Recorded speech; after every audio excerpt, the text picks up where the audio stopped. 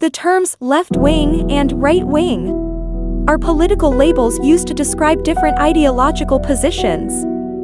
The origin of the terms left-wing and right-wing in politics can be traced back to the French Revolution in the late 18th century. During the French Revolution, the National Assembly, the governing body at the time, divided into factions based on their seating arrangement in the Assembly Hall.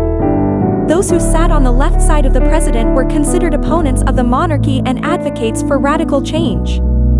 They were associated with ideas of equality, progress, and the empowerment of the common people. Thus, they became known as the left wing or the left.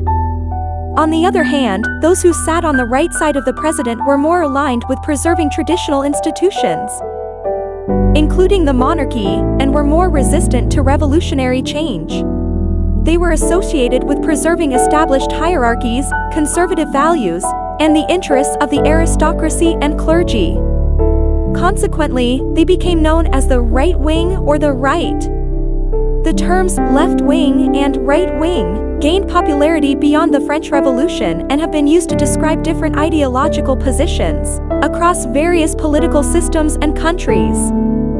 However, it's important to note that the specific policy positions and ideologies associated with left-wing and right-wing labels can vary significantly across different contexts and time periods.